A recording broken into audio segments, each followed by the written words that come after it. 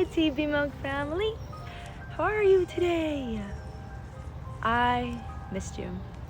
I did. I've been doing a lot of observing though. I've been waking up to finish my book, from publishing to the ebook and everything, so it's ready on the 1st. And I'm just really excited to be in this space with you today, because I'm gonna talk about a very touchy subject, and I'm not saying it for anybody to agree or disagree. We are all in different places. We all have different understandings of this world. Some people are on different parts of their journey, and that is okay. I am just here to open a door, to shed light on a possibility that you can tap into at any point. And it is unconditional love. Yeah, it's unconditional love. Unconditional love is loving without a reason. Not loving somebody for this, or because they do that, or they don't do this, or they don't do that, or because they fulfill your needs in some way. Unconditional love is being loved because you choose to be love itself. It's a choice. It's a choice. It's a hard one. And like anything in this world, it takes practice. So I know we're older now, and a lot of us don't try new things at this point. We're not trying new sports, we're not trying new instruments, new hobbies, new activities. That is okay. That is okay. Because at any point, you can change that as well. But today we're talking about the unconditional love aspect. If you choose to step into this place, it is a journey within itself. There are things and habits and reactions and ideas and labels that you must shed and unlearn so that you can learn a new way of being. And like I said, this journey, this path may not be for everyone. But if you're interested in hearing, keep listening. This path calls for divine work. It is a journey that is beyond self. It is reaching a destination of a higher self, of a higher being, of a higher consciousness. Some people call it absolute. Some people call it Christ consciousness. Some people call it source. Some people call it God. Whatever you label it, it's essentially the same thing. Because source, God, Christ conscious, truth, absolute, it just is. For one, there's no gender. There's no gender, there's no discrimination, there's no labels. It all just is, always. It's this energy. It's this source so that we can all continue to be. You know, it doesn't discriminate. It's not out here shocking people down if they're not along this path of unconditional love, you know. You know, we have this choice of free will, but eventually that free will somehow lead us to one truth. We can suppress the truth, we can smoke it away, we can drink it away, we can have sex to make it feel like it's gone away, but until we live through it, we are never actually free. See, understand, freedom comes without judgment. Freedom comes when you choose to be the observer and to turn everything you're experiencing into love, and accepting it for what it is so that it can grow to what it needs to be. Once you understand what the truth is, there's a crossroad. The crossroad. You can take a mind of elitism, or you can take a mind of oneness.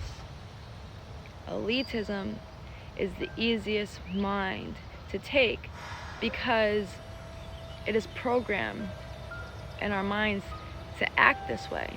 From shows we watch, to music we listen to billboards, to advertisements.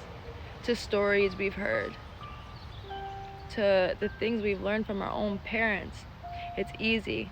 But a mind of oneness is something that a lot of us don't hear much about. And if we hear about it, we hear bits and pieces. And then we also hear other bits and pieces that negate that truth. So we end up blocking our intuition, which is the whisper always calling us to that path of oneness. See, this path of oneness is seeing that everything is connected. Pay attention to your own patterns. I put it in the description of my post this morning. Pay attention to your own patterns because the answers are right in there. They're right in there. I don't have to tell you. Pay attention to how your life is versus when you're acting out of hate or anger or fear versus when you're acting out of love, forgiveness, and compassion. Watch the difference in events. Watch the difference in feelings within yourself, because understand you are energy as well, and what you put out into the world you receive back. So if you're putting out that hate, if you're putting out that distrust, that confusion, if you're putting out that anxiety, that depression, it's like throwing a rock into water and the ripple effect having to go out, and it doesn't calm down until it comes back in. And what happens, you can get stuck in a cycle, because as it comes back in, you get mad at the outside world and you throw it back out again, and you're affecting all the people around you, and it gets thrown back into you again, and out and in. But if you watch the events in your life, you'll see what they're really teaching you. Those moments of stress, those are an opportunity to build your patience. Those moments that feel overwhelmed, you can handle anything. Those moments are for you to see your true strength within. They're to teach you to respond differently, to maybe put down what you're doing for the moment and focus on something else. What we think is right is not always right. And I know that's a hard pill to swallow, but something bigger, your higher self, is looking out for you, guiding you, moving you all the time to put you in place so that you can move further and further and further along the path you chose. Understand this. If you choose either path, you are always going to be guided. You don't get left behind. That's why if you choose that path of fear and anger, you have to receive that back so that you can see yourself, so that you want to choose to be something better, to be beyond those lower vibrations. It has to be your choice, because remember, you have that free will. So what are you going to choose today? Whether it's somebody you feel doesn't deserve love, because that is not our call to make, or you feel and it's a situation or event that's stressing you out, love it. Don't get angry with it. Don't get frustrated with it. Don't get mad at it. Take yourself out of you and put yourself in the awareness of that other thing.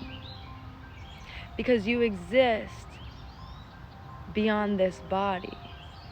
See, that's the point of the path of oneness.